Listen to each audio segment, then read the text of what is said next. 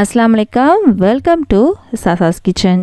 இன்றைக்கி நம்ம பார்க்க போகிறது ஒரு சூப்பரான ஒரு ஸ்வீட் தாங்க. இது செம்ம டேஸ்ட்டாக இருக்கும். நம்ம இன்றைக்கி பார்க்க போகிறது என்ன அப்படின்னா பனானா புட்டிங் தான் பார்க்க போகிறோம். வாழைப்பழம் வச்சு ஒரு சூப்பரான புட்டிங்க, செம்ம டேஸ்ட்டாக இருக்கும். ஒரு கேக் மாதிரி இருக்கும். கண்டிப்பாக நீங்கள் ட்ரை பண்ணி பாருங்கள். இப்போ வாங்க எப்படி பண்ணலான்னு பார்க்கலாம்.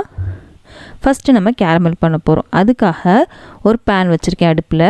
இதில் ஒரு 75 கிராம் அளவுக்கு சர்க்கரை எடுத்திருக்கேங்க. அதுக்கு 3 ஸ்பூன் அளவுக்கு தண்ணி சேர்த்துருக்கேன். அடுப்பு வந்து சிம்மில் இருக்கணும். கேரமல் பண்ணும்போது அடுப்பு சிம்மில் தான் இருக்கணும். கேரமல் பண்ணுறதுக்கு மினிமம் 10 நிமிஷமாவது ஆகுங்க. சர்க்கரை கரைஞ்சிருச்சு. இங்கே பாருங்கள், இந்த மாதிரி பபுள்ஸாக வந்துட்டுருக்கு. இதுக்கப்புறம் திரும்பவும் சர்க்கரை மாதிரி மாறும். நிறைய பேர் என்கிட்ட கேட்குறீங்க, கேரமல் எனக்கு வரவே மாட்டேங்குது அப்படின்னு. கேரமல் பண்ணுறது அவ்வளோ கஷ்டமே கிடையாதுங்க. சிம்மில் வச்சிட்டோம் அப்படின்னா கண்டிப்பாக கேரமல் வரும். இங்கே பாருங்கள், சர்க்கரை கரைஞ்சி திரும்பவும் சர்க்கரை மாதிரி மாறும்.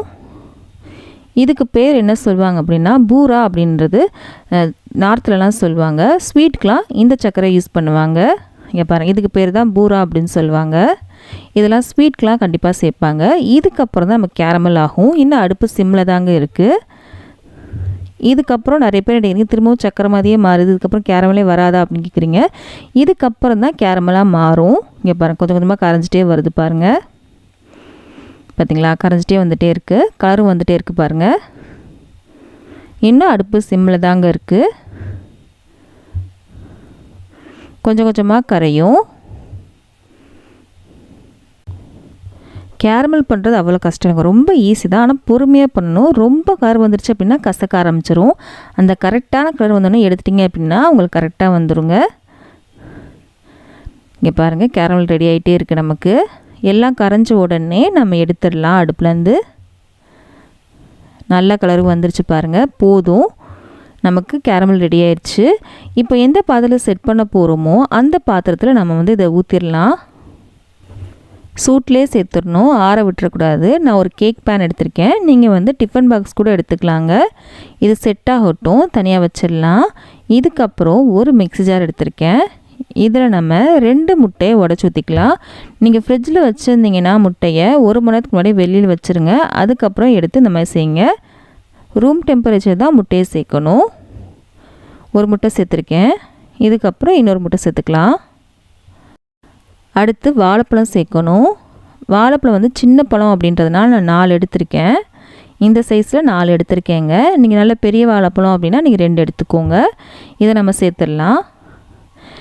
நாட்டு வாழைப்பழம் தவிர மற்ற எந்த பழம்னாலும் நீங்கள் சேர்த்துக்கலாம். சேர்த்தாச்சு. இதுக்கப்புறம் ஒரு 100 கிராம் அளவுக்கு சர்க்கரை சேர்த்துக்கலாம்.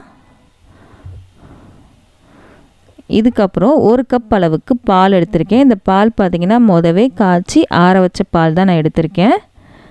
சேர்த்தாச்சு. நான் முட்டை சேர்த்துருக்கோம் இல்லையா, அதனால் முட்டை வாசம் வரும். அதை தவிர்க்கிறதுக்காக நம்ம என்ன சேர்க்க போகிறோம் அப்படின்னா ஒரு சின்ன துண்டு பட்டை எடுத்துக்கலாம். வாழைப்பழமும் பட்டையும் சூப்பர் காம்பினேஷனுங்க, செம்மையாக இருக்கும் ஸ்வீட்டில் சேர்த்திங்க அப்படின்னா. நீங்கள் பட்டை நம்ம எல்லார் வீட்லேயும் இருக்கும் இல்லையா, நீங்கள் இதே சேர்த்துக்கோங்க. உங்களுக்கு இந்த வாசம் பிடிக்காது அப்படின்னா கொஞ்சமாக வெண்ணிலா எசன்ஸ் சேர்த்துக்கலாம்.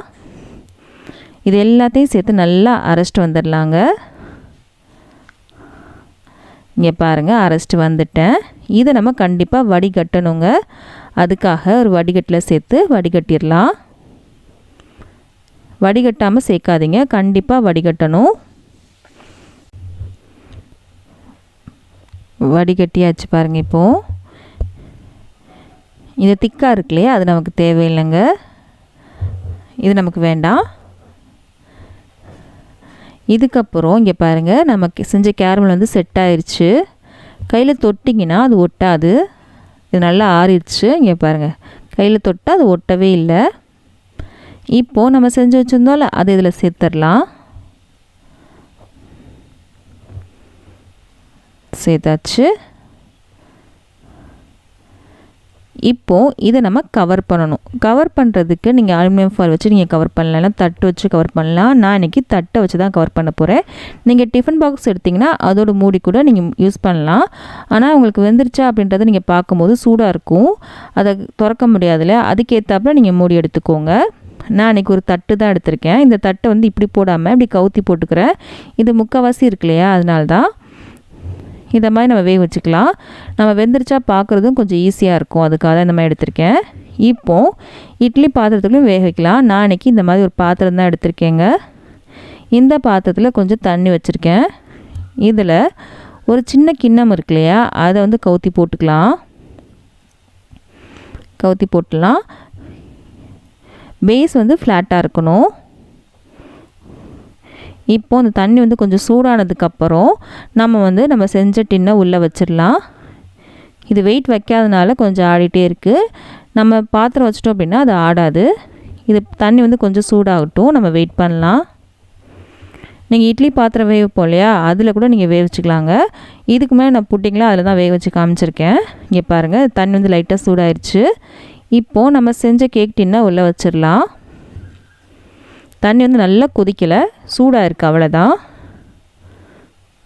இந்த சென்டரில் வச்சுட்டு இந்த கேக் டின்னை உள்ளே வச்சு நம்ம நடுவில் கொண்டு வந்துட்டு அப்படியே மூடி போட்டு மூடிடலாம். நீங்கள் கொடுக்குற ஃப்ளேமில் தான் எவ்வளோ டைம் எடுக்கும் அப்படின்றது முக்கியங்க. எனக்கு பார்த்திங்கன்னா 1/2 மணி நேரம் ஆச்சு. நான் சிம்மில் வச்சு, நீங்கள் தொட்டிங்கன்னா அது கையில் ஒட்டக்கூடாது. அந்த மாதிரி இருந்தால் மட்டும்தான் நமக்கு வந்து புட்டிங் ரெடி ஆயிடுச்சுன்னு அர்த்தம். இது எல்லா புட்டிங்க்குமே வந்து அப்படி தாங்க. 1/2 மணி நேரம் ஆயிடுச்சுங்க. நம்ம செக் பண்ணலாம். தண்ணி கம்மியாகிடுச்சுன்னா நடுவில் கொஞ்சம் சேர்த்துக்கோங்க, கொஞ்சம் சுடு தண்ணியை. இப்போ இந்த தட்டை எடுத்துகிட்டு நம்ம செக் பண்ணி பார்க்கலாம். சூடாக தான் இருக்கும். இங்கே பாருங்கள், நீங்கள் கையில் தொட்டிங்கன்னா ஒரு ஜெல்லியை தொட்ட மாதிரி இருக்கும். கொஞ்சம் கொலன்னு தண்ணி மாதிரி இருந்துச்சு அப்படின்னா இன்னும் வேகலன்னு அர்த்தம். இது எல்லா புட்டிங்க்குமே இது வந்து பொருந்துங்க. எனக்கு நிறைய பேர் சொல்கிறீங்க எனக்கு புட்டிங் வேகவே இல்லை, அப்படியே தண்ணியாகவே இருக்குது அப்படின்னா இன்னும் வேகலன்னு அர்த்தம், அவ்வளோதான். இங்கே பாருங்கள், ஜெல்லி மாதிரி இருக்குது, கையில் தொட்டிங்கன்னா ஒட்டவே இல்லை. இப்போ நமக்கு ரெடி ஆயிடுச்சு. இப்படி வரல அப்படின்னா இன்னும் கொஞ்சம் நேரம் வேக வச்சுக்கோங்க. இப்போ நமக்கு செட் ஆயிடுச்சு இல்லையா, அதனால் நம்ம எடுத்துடலாம். இப்போ இது சூடாக இருக்குது. இது கொஞ்சம் ஆறுனதுக்கப்புறம் ஃப்ரிட்ஜில் வச்சிடலாம். ஃப்ரிட்ஜில் வச்சு சாப்பிட்டிங்கன்னா செம்ம டேஸ்ட்டாக இருக்கும். ஃப்ரிட்ஜில் வச்சு நல்லா சில் பண்ணி எடுத்திருக்கேங்க. ஃப்ரிட்ஜில் ஒரு 3 மணி நேரம் வச்சேன். சைடெல்லாம் பாருங்கள், அதுவாகவே ரிலீஸ் ஆயிடுச்சு. பாருங்கள், சூப்பராக வந்திருக்கு. இதை நம்ம டீமோல்ட் பண்ணலாம். அதுக்காக ஒரு தட்டு எடுத்திருக்கேன். அந்த தட்டை அப்படியே கவுத்தி போட்டுட்டு அப்படியே நம்ம திருப்பினோம் அப்படின்னா டீமோல்ட் ஆயிரும். அப்படி ஆகலை அப்படின்னா இந்த பாத்திரத்தை லைட்டாக சூடு பண்ணிக்கோங்க. அடுப்பில் வச்சு லைட்டாக சூடு பண்ணிங்க அப்படின்னா உங்களுக்கு டீமோல்ட் ஆயிரும். ரொம்ப நேரம் வைக்கக்கூடாது, லைட்டாக தான் வைக்கணும். பாருங்கள் எவ்வளோ சூப்பராக வந்திருக்கு அப்படின்னு. இப்போ உங்களுக்கு கட் பண்ணி காமிக்கிறேன், எப்படி இருக்குன்றதை நீங்களே பாருங்கள். ஒரு ஜெல்லி சாப்பிட்ட மாதிரியும் இருக்கும், அதே மாதிரி ஒரு கேக் சாப்பிட்ட மாதிரி இருக்கும். செம்ம டேஸ்ட்டாக இருக்கும். கண்டிப்பாக நீங்கள் ட்ரை பண்ணி பாருங்கள்.